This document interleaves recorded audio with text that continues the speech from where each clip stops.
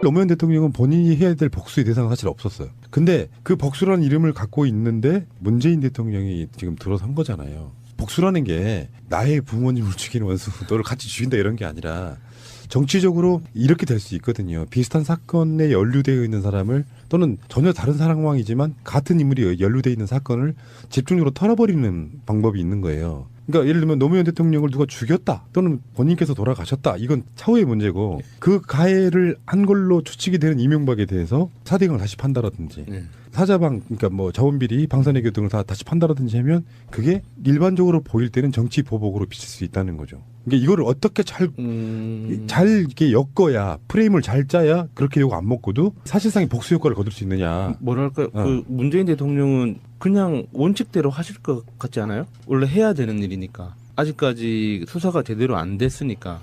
그런데 밝혀진 게 없으니까. 그 부분에 대해서 문재인 대통령은 아마 철저한 원칙주의자라 원칙대로 갈 겁니다. 그리고 조국 교수도 마찬가지예요.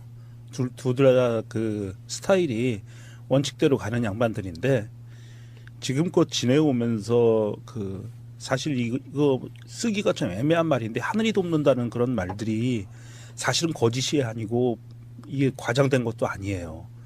이번 검찰개혁을 보면서 다시 느낀 건데 문재인 대통령이 어찌됐든 검찰개혁을 하려고 준비하는데 돈봉투 사건이 터졌잖아요. 굉장히 이거는 좋은 기회를 줘서 검찰이 반항을 못하고 있어요. 노무현 대통령 때는 평검사들이 반항을 했는데 심지어 평검사가 반항을 했는데 지금은 반항들을 못하고 있어요. 그런 어떤 하늘이 돕는다 이런 게 있어서 아마도 차근차근 이게 뭐 하루아침에 금방 시작될 일들은 아니지만 그런 지난 이명박 정권과 박근혜 정권의 어떤 잘못된 부분들을 파헤치려고 할 때 어느 적당한 시기가 되면은 하나씩 튀어나와 줄 것 같아요. 그럼 그 기회를 꽉 잡고 갈 것 같습니다. 국민적 감성은요. 예를 들어서 노무현 재단의 지금 후원자가 최근에 5만 명을 넘어섰어요. 굉장한 겁니다. 웬만한 어떤 단체보다도 훨씬 많은 거예요. 최근에 이제 대통령 대선 전 그리고 당선 이후에 엄청나게 지금 더 쏟아지고 있다고 하는데 근데 피해자라고 할 수 있는 노무현 대통령은 돌아가신 거잖아요. 그렇죠. 근데 이게 재밌는 게 아까 영화 서사처럼 지금 검찰 개혁에 꼬투리를 준 그 이영근하고 윤태근 이 사람들이 얽혀 있는 사람이 우병우잖아요. 우병우가 노무현 대통령 돌아가신 바로 그 주요 요직에 있는 4인방 중에 막내예요. 그러니까 이게 묘하게 이렇게 얽혀 있는 거예요. 알고 보면 알게 모르게. 우병우가 국정농단, 노무현 대통령을 돌아가시기 한 2인규부터 시작해가지고 주요 검찰 라인의 4인방이라고 불리우는 그중에 우병우가 막내인데 그 우병우가 사실은 그 국정농단을 최소한 감시를 못했거나 방조했거나 도왔기 때문에 정권이 무너진 거잖아요. 알고 보면 이 사건 검찰개혁의 그 시초 음수사원 그 원류가 우병우로부터 시작하는데 그 우병우는 노무현 대통령 돌아가시기 한 그 수사 조직의 사실상의 행동대장이란 말이에요. 칼잡이. 그러니까 이게 굉장히 묘하게 얽혀 있는 상태예요. 이게 그러니까 어떻게든지 소설 쓰기 좋아하는 사람들은 정말 영화 같은 정치적 보복으로 보일 수밖에 없는 딱 그 구조에 놓여 있다는 거예요. 근데 이 복수라는 게 할수록 더 커지잖아요. 저는 그 아까 말씀드렸던 대부라는 영화를 굉장히 좋아해서 10번을 넘게 봤는데 모든 그 시리즈의 마지막 장면은 복수로 끝나거든요. 근데 그 복수 장면의 흐름이 1탄이 잔인했으면 2탄은 훨씬 더 잔인해지고 3탄은 제일 잔인하게 그러니까 잔인하고 커지는 거죠. 점점 더. 그러니까 복수를 그러니까 그런 정치인들은 김대중 대통령도 그렇고 노무현 대통령도 그런 복수의 기본 원리는 이해하신다고 생각해요. 그러니까 문재인 대통령이 그 적에 대한 최대의 복수는 적과 달라지는 거라고. 그래서 그게 적이라고 그 상정하는 어떤 적을 상정하는 순간 패배하는 거죠. 존재는 인정하고 내가 할 일만 꾸준히 잘 한다. 이게 그 문재인 대통령의 전략이 아닐까 싶어요. 근데 요구는 있을 거예요. 지금 보면은 우병우는 사실 피렘이 지나지 않고요. 가장 큰 두목은 이명박이잖아요. 이명박의 사실상의 지시 또 내지는 묵인 뭐 이런 것들이 다 포함되면서 지금 그 사단이 난 거고 사실은 그 집권자의 의지였을 가능성이 되게 높아 보이는 정황들이 있고 그 상황에서 이명박에 대해서 선거전에서 언급했던 거는 딱 하나였죠. 4대강에 대해서는 진상조사를 다시 한다든가 뭐 이렇게 된 상황이에요. 그렇게 되면 이명박은 거기에 대해서 정치적인 책임을 질 것이냐 아니면 직접적인 비리가 연관이 있어야 돼요. 그러니까 이게 정치적으로 자기가 어떤 정책사항 또는 공약사항 이런 것들이어갖고 뭔가를 했다고 하면 그거는 처벌 대상이야. 그게 실패했다고 할지라도 처벌할 수 없는 거지만 그렇죠. 직접적인 뇌물을 받았다거나 사실은 사대강도 사대강이지만 방산비리나 자원의 기호 같은데 얽혀 있을 법한 게 여러 가지 정황적으로 지금 드러나 있는 있죠. 상태잖아요. 예. 그거를 제대로 털어버리면 이명박이 그러니까 쇠고랑찰 날은 분명히 오고요. 제가 최근에도 그런 얘기 좀 들었는데 이명박을 찍었던 아까 그 우리 마차님도 있었지만 실제로 이명박을 찍었다는 사람들 중에 제가 2명이나 그런 소리 들은 적이 있어요. 그 새끼는 감옥에 보내야 돼. 쳐 넣어야 돼라는 얘기를 들어본 적이 있거든요. 그러니까 이게 정권이 지금 해야 될 일이 정말로 많은 것이 적폐청산이라는 게 다른 게 있겠어요? 이미 박근혜 정권 들어와가지고 사자방 같은 거는 전혀 손도 대지 못한 상태로 끝나버린 거 아니에요. 그러니까 지금 이명박이가 정권을 내려놓은 지가 이제 5년째 된 거잖아요. 지금이라도 공소시효 남아 있는 거라도 탈탈 털어가지고 재수사를 해야 되는데 여기에 이제 어떤 프레임이 정치 보복으로 가는 프레임일 수 있다 이렇게 될까봐 지금 그 이야기를 먼저 제가 먼저 꺼내버린 거예요. 이게 지금 프레임을 걸 때 그런 거예요. 죄를 진 만큼 가면 되는데 공교롭게 당사자가 우병우고 이명박이다 보니까 이 사람들한테 정치 보복으로 비치는 것이 오히려 문재인 대통령한테는 손해라는 뜻으로 말씀드리고 싶은 거예요. 이게 우리가 지금 문재인 정부까지 온 그 역사를 도도히 보면은요, 도도히 흐르는 역사의 정신이 있어요. 그러니까 뭐 다들 알고 계시겠지만 김대중 대통령이 그렇게 많은 고초를 겪으면서 대통령직을 수행하셨고, 그리고 김대중 대통령이 남기신 말은 담벼락에 달아대고 욕을 하라고 그랬죠. 김대중 대통령이 돌아가시기 전에. 그리고 역사를 이어받아서 노무현 대통령이 민주주의의 최후의 보루는 깨어있는 시민의 힘입니다. 이것이 민주주의의 미래입니다. 라는 유명한 발언을 하세요. 노사모 총회 그 영상 메시지를 보내시면서. 그런데 그 사람들이 담벼락에다 대고 욕을 하던 사람들이 밖으로 나와서 조직이 되는 거죠. 스스로 조직화되는. 그러면서 이 엄혹한 이 한 9년의 시간을 지내면서 이 사람들의 그 조직력이 점점 강해지고, 그래서 이번 문재인 대통령을 만드는 거다.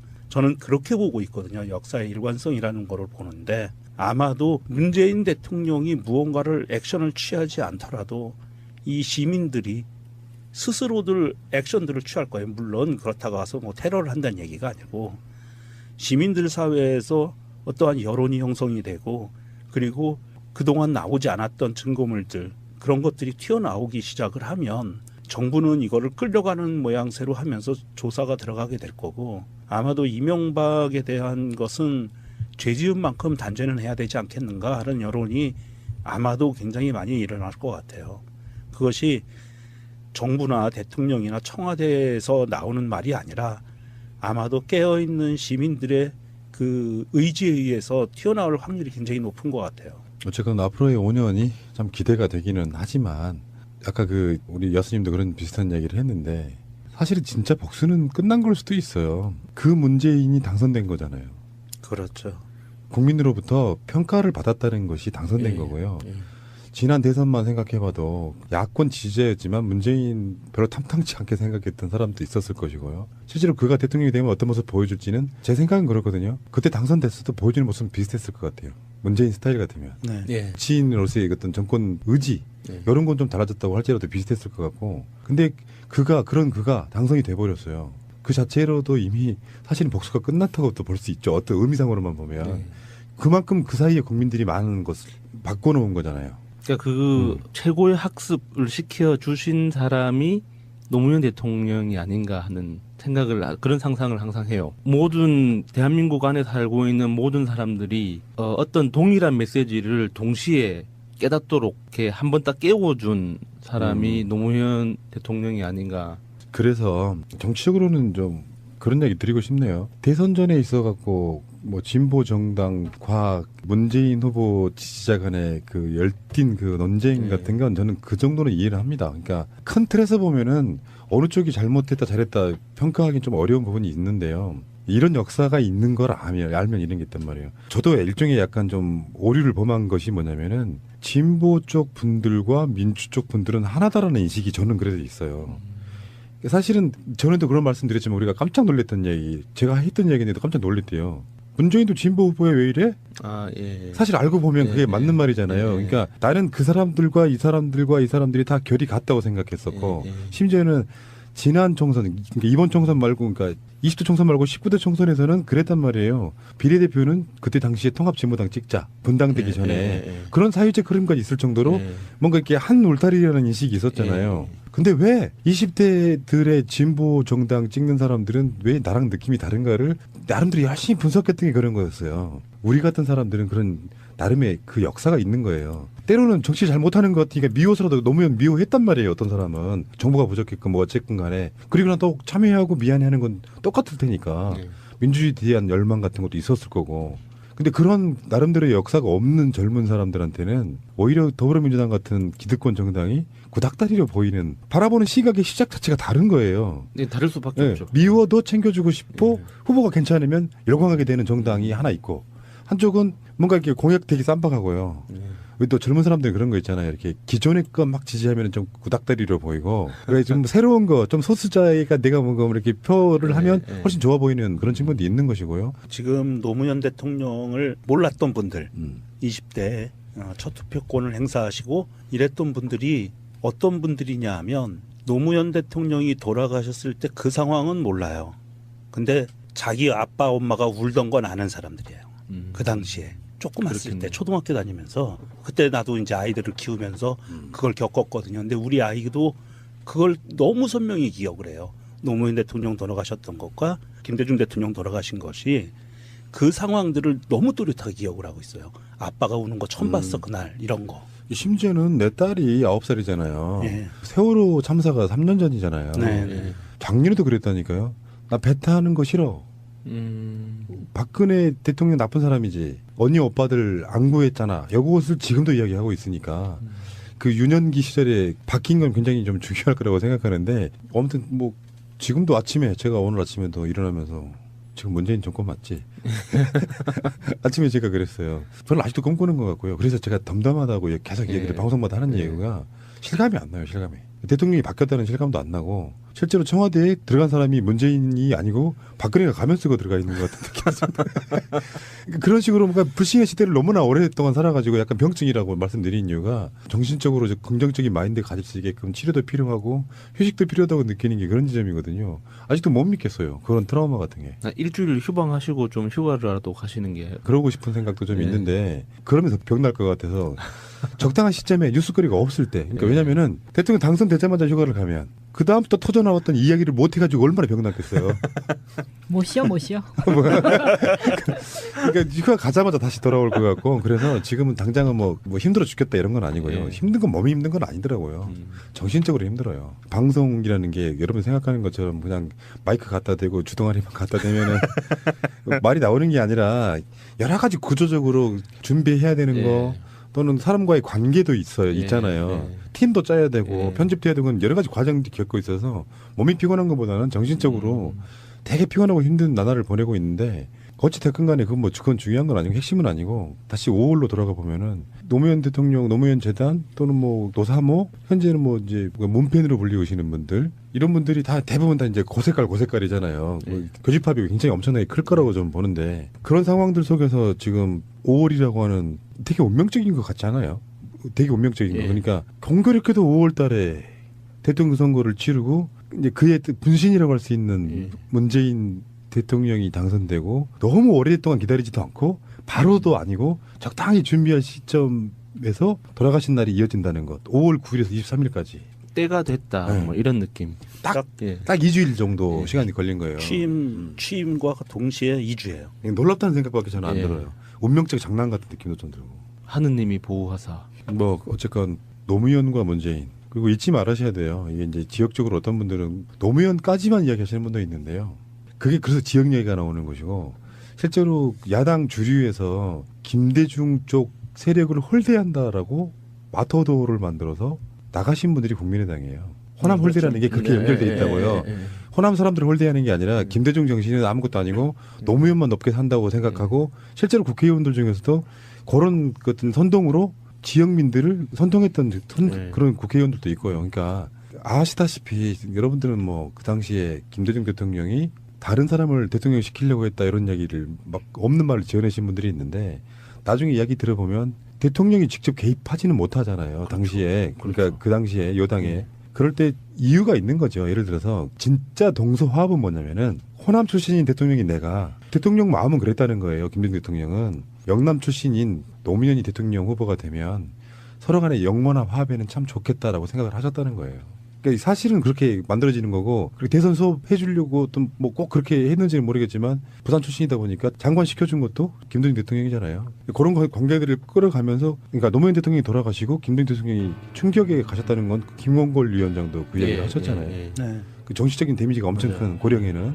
그러니까 우리가 민주정부 1기, 2기를 지나오면서 사실은 사람들이 갖고 있었던 것이 그 과거의 기억이 추억이고 어떤 그 본인들이 갖고 있는 자부심 이런 것이 아니라 가장 대표되는 한 단어는 한이거든요. 한이 가슴 속에 사람들이 맺혀 있었는데 이번 문재인 정부 들어서면서는 그 한들을 좀 풀어질 것 같다. 그리고 이제는 조금 더 냉철하게 이성적으로 문재인 정부의 어떤 공과 성과 이런 부분들에 대해서 자부심을 갖고 앞으로 이제 우리나라 정치를 바라볼 수 있는 그런 큰 계기가 마련된 거 아닌가 그런 생각을 해요. 저는 좀 걱정돼요. 사람들이 지금 너무 큰 감동을 받고 너무 만족도가 커진 만큼 눈높이도 높아져서 기대치가 높으면 뭐든지 어렵잖아요. 실망도 커진다. 예. 그래서 좀 그 걱정되는 게 있어요. 내일에 걱정하지 마시고요. 오늘 감동받으면 즐기세요. 그게 나은 것 같아요. 네, 그런 것도 있고 어차피 그들의 크게 반발하는 것도 보게 될 거예요. 그 세력이라는 게 근데 예전만큼은 아닐 겁니다. 그러니까 지금 현재 그 주체들이 너무나 크게 쪼그러들어 있고 실제로 그 보스고 중심이었던 박근혜 같은 경우는 지금 한참 재판을 받고 있고 기회는 기회예요. 문재인 대통령은 하늘의 도움을 받고 있다고 생각이 들어서 뭐 지금 새누리당에서 뭐 홍준표 같은 자들이 페이스북으로 뭐 비난이 되고 실제로 지금 검사들 중에서도 당시에 노무현 대통령과의 대화에서 노무현 대통령에게 반박했던 그 평검사가 지금 그 인천지검 지검장 부천 지원해서 그런 역할로 또 비판을 하고 있는 굉장히 묘한 역사의 아이러니를 그러니까 데자뷰 같은 걸 보고 있는데 그 당시하고는 지금 비교할 수 없을 만큼의 상황이기 때문에 더군다나 지금 내가 방송으로 여러 번 말씀드리지 않았습니까? 범국민적인 반발을 사서는 지금 개혁 못해요. 어떻게든지 좋은 거 먼저 보여줘서 국민들이 그렇죠. 저건 마음에 안 드는데 그래도 문재인이니까 믿어볼까 하는 그런 감정까지 끌고 가주면 충분히 저는 가능성이 있다고 보고 다른 방송에서 이야기 한 번 한 적 있잖아요. 일요일날 특집으로.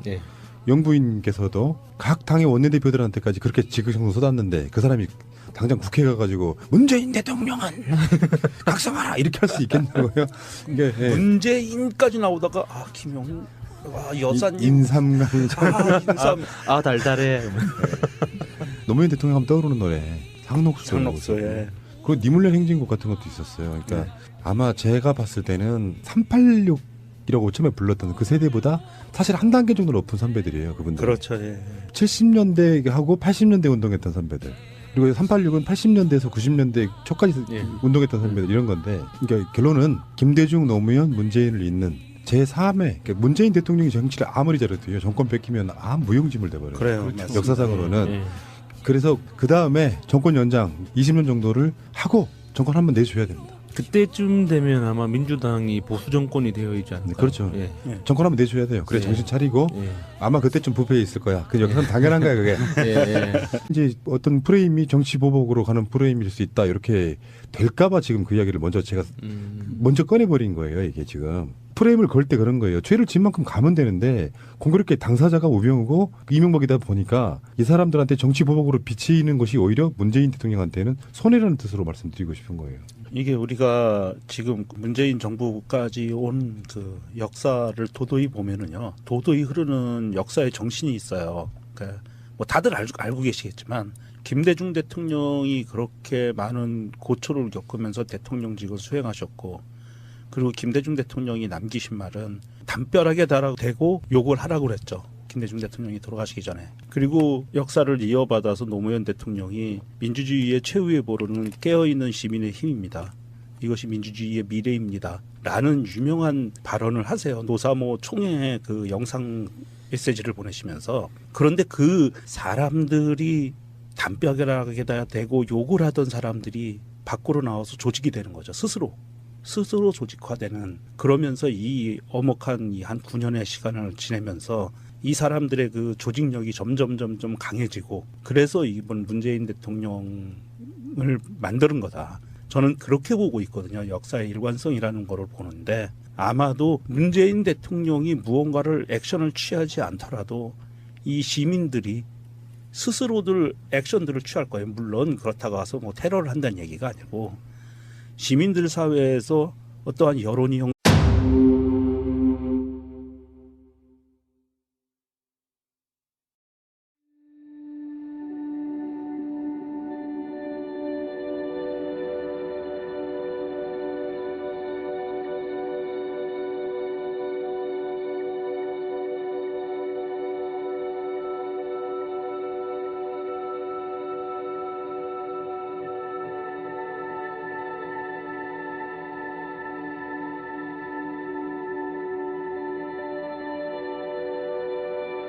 노무현 대통령은 본인이 해야 될 복수의 대상은 사실 없었어요. 근데 그 복수라는 이름을 갖고 있는데 문재인 대통령이 지금 들어선 거잖아요. 복수라는 게 나의 부모님을 죽이는 원수 너를 같이 죽인다 이런 게 아니라 정치적으로 이렇게 될 수 있거든요. 비슷한 사건에 연루되어 있는 사람을, 또는 전혀 다른 상황이지만 같은 인물이 연루되어 있는 사건을 집중적으로 털어버리는 방법이 있는 거예요. 그러니까 예를 들면 노무현 대통령을 누가 죽였다, 또는 본인께서 돌아가셨다, 이건 차후의 문제고, 그 가해를 한 걸로 추측이 되는 이명박에 대해서 사대강을 다시 판다라든지 사자방, 그러니까 뭐 자원비리, 방사내교 등을 다 다시 판다라든지 하면 그게 일반적으로 보일 때는 정치 보복으로 비칠 수 있다는 거죠. 그러니까 이거를 어떻게 잘 이렇게 엮어야, 프레임을 잘 짜야 그렇게 욕 안 먹고도 사실상의 복수 효과를 거둘 수 있느냐. 뭐랄까, 그 문재인 대통령은 그냥 원칙대로 하실 것 같지 않아요? 원래 해야 되는 일이니까. 아직까지 수사가 제대로 안 됐으니까. 그런데 밝혀진 게 없으니까. 그 부분에 대해서 문재인 대통령은 아마 재배하는 거죠. 존재는 인정하고 내가 할 일만 꾸준히 잘 한다. 이게 그 문재인 대통령의 전략이 아닐까 싶어요. 근데 요구는 있을 거예요. 지금 보면은 우병우는 사실 피렘이 지나지 않고요. 가장 큰 두목은 이명박이잖아요.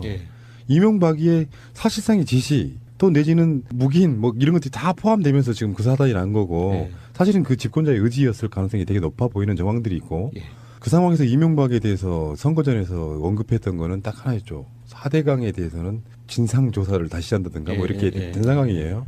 그렇게 되면 이명박은 거기에 대해서 정치적인 책임을 질 것이냐, 아니면 직접적인 비리가 연관이 있어야 돼요. 그러니까 이게 정치적으로 자기가 어떤 정책사항 또는 공약사항 이런 것들이어갖고 뭔가를 했다고 하면 그거는 처벌 대상이 그게 실패했다고 할지라도 처벌할 수 없는 거지만, 그렇죠. 직접적인 뇌물을 받았다거나, 사실은 사대강도 사대강이지만 방산비리나 자원외교 같은데 얽혀 있을 법한 게 여러 가지 정황적으로 지금 드러나 있는 상태잖아요. 그거를 제대로 털어버리면 이명박이, 그러니까 쇠고랑찰 날은 분명히 오고요. 제가 최근에도 그런 얘기 좀 들었는데, 이명박을 찍었던, 아까 그 우리 마차님도 있었지만 실제로 이명박을 찍었다는 사람들 중에 제가 2명이나 그런 소리 들은 적이 있어요. 그 새끼는 감옥에 보내야 돼, 쳐 넣어야 돼라는 이야기 들어본 적이 있거든요. 그러니까 이게 정권이 지금 해야 될 일이 정말로 많은 것이 적폐청산이라는 게 다른 게 있겠어요? 이미 박근혜 정권 들어와가지고 사자방 같은 거는 전혀 손도 대지 못한 상태로 끝나버린 거 아니에요. 그러니까 지금 이명박이가 정권을 내려놓은 지가 이제 5년째 된 거잖아요. 지금이라도 공소시효 남아 있는 거라도 탈탈 털어가지고 재수사를 해야 되는데, 여기 철저한 원칙주의자라 원칙대로 갈 겁니다. 그리고 조국 교수도 마찬가지예요. 둘 다 그 스타일이 원칙대로 가는 양반들인데, 지금껏 지내오면서 그 사실 이거 쓰기가 좀 애매한 말인데, 하늘이 돕는다는 그런 말들이 사실은 거짓이 아니고 이게 과장된 것도 아니에요. 이번 검찰개혁을 보면서 다시 느낀 건데, 문재인 대통령이 어찌됐든 검찰개혁을 하려고 준비하는데 돈봉투 사건이 터졌잖아요. 굉장히 이거는 좋은 기회를 줘서 검찰이 반항을 못하고 있어요. 노무현 대통령 때는 평검사들이 반항을 했는데, 심지어 평검사가 반항을 했는데, 지금은 반항들을 못하고 있어요. 그런 어떤 하늘이 돕는다 이런 게 있어서 아마도 차근차근, 이게 뭐 하루아침에 금방 시작될 일들은 아니지만, 그런 지난 이명박 정권과 박근혜 정권의 어떤 잘못된 부분들을 파헤치려고 할 때 어느 적당한 시기가 되면은 하나씩 튀어나와 줄 것 같아요. 그럼 그 기회를 꽉 잡고 갈 것 같습니다. 국민적 감성은요, 예를 들어서 노무현 재단의 지금 후원자가 최근에 5만 명을 넘어섰어요. 굉장한 겁니다. 예. 웬만한 어떤 단체보다도 훨씬 많은 거예요. 최근에 이제 대통령 대선 전 그리고 당선 이후에 엄청나게 지금 더 쏟아지고 있다고 하는데 근데 피해자라고 할 수 있는 노무현 대통령은 돌아가신 거잖아요. 그렇죠. 근데 이게 재밌는 게 아까 영화 서사처럼 예. 지금 검찰 개혁에 꼬투리를 준 그 이영근하고 윤태근 예. 이 사람들이 얽혀 있는 사람이 우병우잖아요. 우병우가 노무현 대통령 돌아가신 바로 그 예. 주요 요직에 예. 있는 사인방 중에 예. 막내예요. 예. 그러니까 이게 묘하게 이렇게 얽혀 있는 거예요. 알고 보면 알게 모르게. 우병우가 국정농단, 노무현 대통령을 돌아가시기 한 이인규부터 시작해가지고 주요 검찰 라인의 사인방이라고 불리우는 그중에 우병우가 막내인데 그 우병우가 사실은 그 국정농단을 최소한 감시를 못했거나 방조했거나 도왔기 때문에 정권이 무너진 거잖아요. 예. 알고 보면 이 사건 검찰 개혁의 그 시초 음수 사원 그 원류가 우병우로부터 시작하는데 그 우병우는 노무현 대통령 돌아가시기 한 그 수사 조직의 사실상 행동대장이란 말이에요. 칼잡이. 그러니까 이게 굉장히 묘하게 얽혀 있는 상태예요. 이게 그러니까 어떻게든지 소설 쓰기 좋아하는 사람들은 정말 영화 같은. 예, 정치적 보복으로 보일 수밖에 없는 딱 그 구조에 놓여 있다는 거예요. 근데 이 복수라는 게 할수록 더 커지잖아요. 저는 그 아까 말씀드렸던 대부라는 영화를 굉장히 좋아해서 10번을 넘게 봤는데 모든 그 시리즈의 마지막 장면은 복수로 끝나거든요. 근데 그 복수 장면의 흐름이 1탄이 잔인했으면 2탄은 훨씬 더 잔인해지고 3탄은 제일 잔인하게 그러니까 잔인하고 커지는 거죠. 점점 더. 그러니까 복수를 그러니까 그런 정치인들은 김대중 대통령도 그렇고 노무현 대통령도 그런 복수의 기본 원리는 이해하신다고 생각해요. 그러니까 문재인 대통령이 그 적에 대한 최대의 복수는 적과 달라지는 거라고. 그래서 그게 적이라고 그 상정하는 어떤 적을 상정하는 순간